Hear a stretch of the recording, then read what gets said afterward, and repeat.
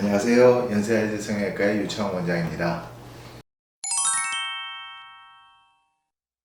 소위 다크서클이라 그러죠. 다크서클이 있을 때 집에서 자가진단으로 이게 내가 눈밑지방 재배치를 해도 될 건지, 아니면 뭐 하안검을 해야 되는지, 아니면 애교살 주사를 맞아야 되는지, 요거를 보는 포인트를 이제 알려드릴 텐데요. 눈 밑에 다크서클이라고 하는 그 원인을 잘 파악을 하셔야 됩니다. 다크서클이라는 것은 일반적인 용어고, 그러니까 눈밑이 어둡다, 피곤해 보인다, 어두워 보인다, 심술 맞아 보인다, 뭐 이렇게 표현을 하는데요. 크게 세 가지가 있습니다. 첫 번째가 지방, 그러니까 안화를 따라서 이렇게 불룩하게 앞으로 이렇게 나온 지방. 그다음 두 번째가 실제 피부 착색. 누구든지 눈 주위 피부가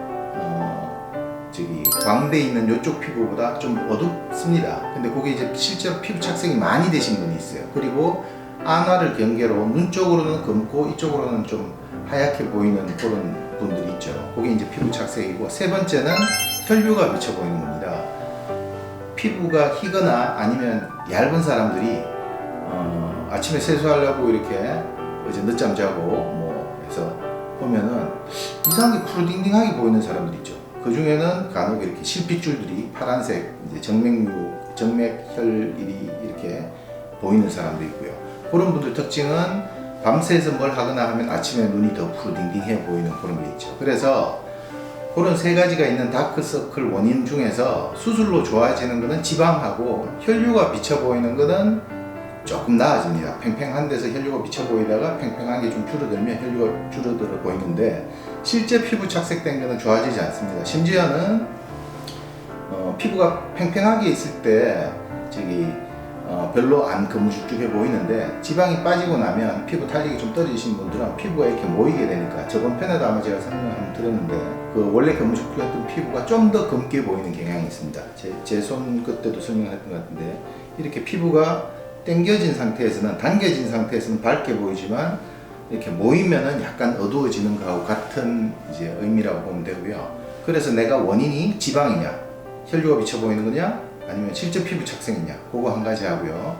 또 한 가지는 안화를 따라서 이렇게 꺼진 모양이 있을 때 그게 지방인지 실제로 여기가 꺼졌는지, 그것도 체크해 봐야 되고요.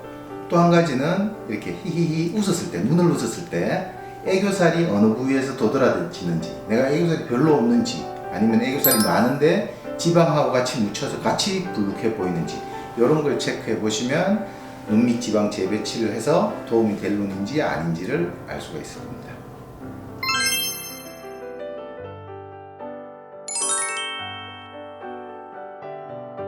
이분은 피부는 밝은 색이세요. 그러니까 뭐 특별히 어두운 건 없는데, 눈 밑에 안화를 따라서 이렇게 고랑이 많이 지고, 심한 경우에 인디안 주름까지도 연결되는 경우도 있죠.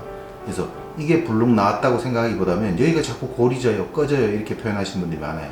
그래서 이때 이분은 실제로 꺼진 게 거의 없기 때문에 여기다 필러나 지방 이식을 하면 절대 안 되고요.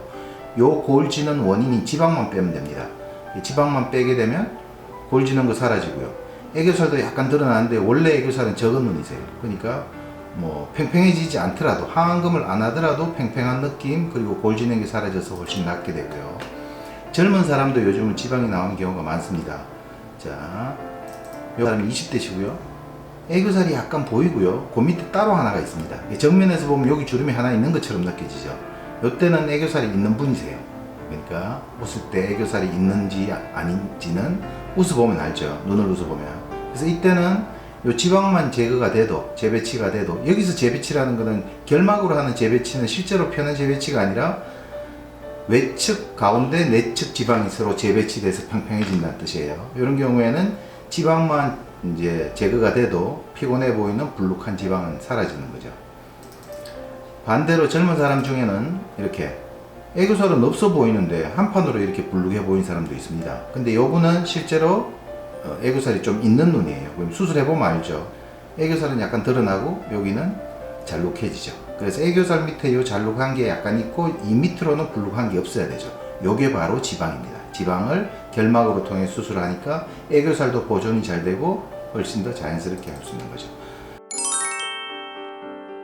자, 이분은 지방도 있고 실제 피부도 착색이 된 경우입니다. 자, 여기는 프레쉬 라이트가 비쳐서 밝아 보이지만 이쪽 눈을 보면 여기 색깔이랑 여기 색깔이 차이가 많이 나죠.